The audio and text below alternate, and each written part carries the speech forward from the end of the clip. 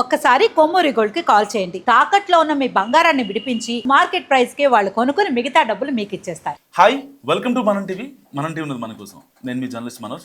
ఆ వైసీపీ మాజీ మంత్రి అనుచరులు నిజంగానే 4.5 ఎకరాలు భూ కబ్జా చేశారా, లేక ఆ పేరుతో పొలిటికల్గా ఆయన్ని బుక్ చేయాలనుకున్న ప్రత్యర్థులు ఇప్పుడు బుక్ అయిపోయారా? ఏకంగా సీఎం చంద్రబాబుని ఇన్వాల్వ్ చేసిన ఈ వ్యవహారంలో వాస్తవాలంటే, ముఖ్యమంత్రి ఇచ్చిన ఆదేశాల మేరకు ఎంక్వైరీ చేసిన అధికారులు ఏం తేల్చారు, ఏమన్నా నివేదిక ఇచ్చారు, అసలు ఎవరా మాజీ మంత్రి?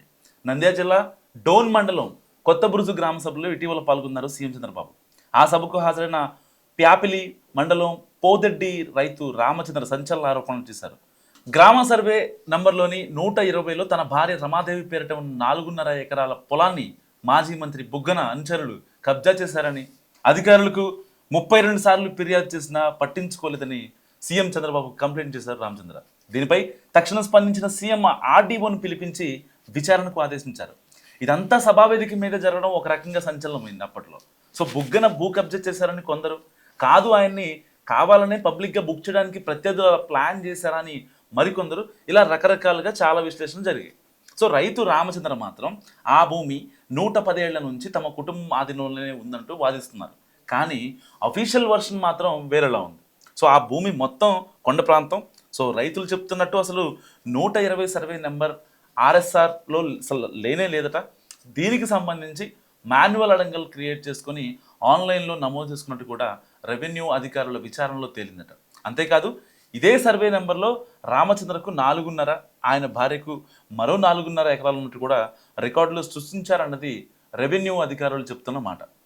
ఇప్పుడు ఒకే కుటుంబంలోని వారికి 5 ఎకరాలకు మించి అసైన్ భూమి ఉండకూడదన్న 2023 నిబంధనల మేరకు అతని భార్య పేరుతో ఉన్న పొలాన్ని కటిక వెంకటేశ్వరి పేరుతో అసైన్మెంట్ కమిటీలో తీర్మానం చేసి పంపారట. ఇక రామచంద్ర చెప్తున్న పొలం పక్కనే 108 సర్వే నెంబర్లో ఉంది. అందులో బుగ్గన మేనల్లుడు నితిన్ రెడ్డికి చెందిన పొలం ఉందని, వశిష్ట మైనింగ్ పేరిట కంకర ఫ్యాక్టరీ ఉండేదని చెప్తున్నారు. ఆ క్రమంలో తన భార్య పేరుతో ఉన్న భూమిని కలుపుకోవడానికి వెంకటేశ్వరి పేరుతో అసైన్మెంట్ కమిటీలో తీర్మానించిందన్నది బాధితుడు రామచంద్ర ఆరోపణ. ఇక తన అనుచరులు భూమి ఆక్రమించారన్న ఆరోపణలపై బుగ్గన రియాక్ట్ అయ్యారు.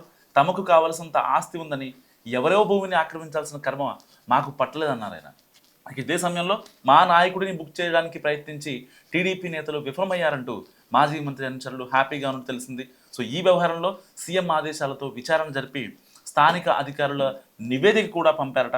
అసలు ఇక్కడ 120 సర్వే నెంబరు అన్నదే లేదని, పైగా ఇప్పటికే రైతు రామచంద్రకు 4.5 ఎకరాలు కేటాయించినందుకు రూల్స్ ప్రకారమే అది ఫ్యామిలీలోని ఏ ఇతర సభ్యులకు ఇవ్వడానికి వీల్లేదని కూడా నివేదించినట్టు సమాచారం. అలాగే కబ్జా అయిందని రామచంద్ర చెబుతున్న భూమిని వెంకటేశ్వరికి ఇస్తూ అసైన్మెంట్ కమిటీ తీర్మానించిన దాని మీద జాయింట్ కలెక్టర్ సంతకం లేకపోవడంతో అది కూడా చెల్లదని కూడా తేల్చేశారు.